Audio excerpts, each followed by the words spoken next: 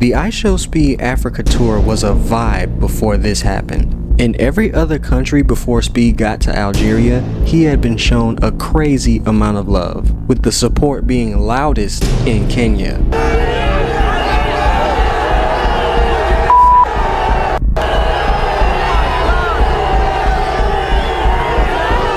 So what's the reason for the difference in treatment Speed received in all the other African countries and the treatment he got in Algeria?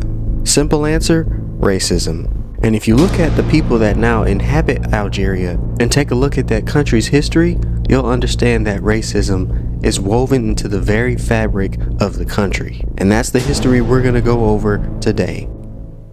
Algeria's problems started in the 19th century when the French Empire came around. In 1830, French forces occupied the capital city of Algeria, Algiers. And by 1834, Algeria was an official colony of the French Empire. But of course, the problem was that there were already people living in Algeria.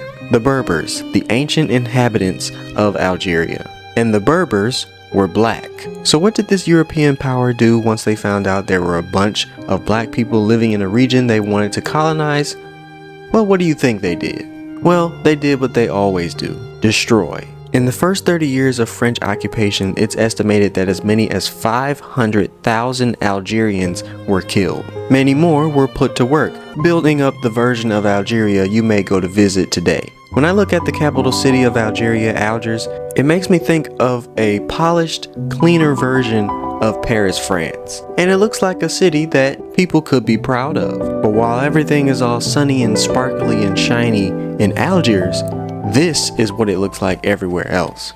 This is Kasbah, one of the ancient cities built by the Berbers. As the tour guide said, the French did not touch this city at all during their occupation of the country. And that's an example of racism as well. If the French Empire had the resources to build a huge capital city in another country in the image of the capital city in their home country, then they also could have fixed up Kasbah as well. But they didn't, because they knew that's where the black people lived and they wanted nothing to do with them. After Algeria became a French colony, hundreds of thousands of Europeans were encouraged to settle in Algeria. And eventually it got to the point where there were 1 million Europeans living in Algeria. The French government later upgraded Algeria from a colony to being an actual part of France, with Europeans living in it given French citizenship. But this citizenship did not extend to the Berbers. Their rights were restricted, they were denied access to education, and they could not participate in government. Over the generations, the French government tried to brainwash Algerians into basically being French people. French was forced on them as the official language that Algerians were given was from a European perspective designed to quote-unquote civilize the native population. And the Berbers' religion, Islam, was not respected by the ruling party. This left the native Algerians with no way to express themselves, and some of them resisted French colonial rule, with there being even more casualties as a result, with as many as 825,000 Algerians being killed by the 50-year mark of French occupation in Algeria. By the mid-20th century, the Algerians had had enough, and on November 1st, 1954, the National Liberation Front revolted against the French rule, officially starting the Algerian War for Independence. Even though it was a war, the French forces still did not fight fair, and they used every form of torture they could think of to discourage Algerian forces from fighting for their freedom. Over the course of the 8-year Algerian War for Independence, black people were waterboarded, tortured, had bombs dropped on their houses, and some were even dropped to their death from helicopters.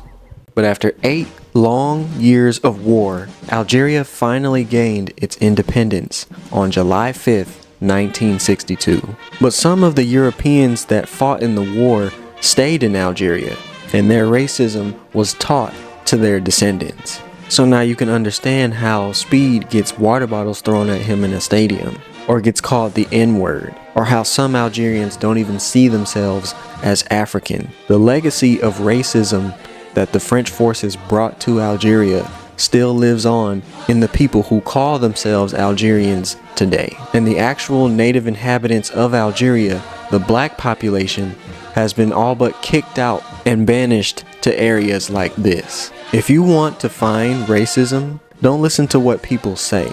Look at what they do and don't do. Who they help, who they don't help.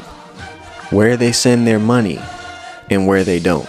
And that'll tell you all you need to know about who people really are. This has been Hidden History. Like and subscribe.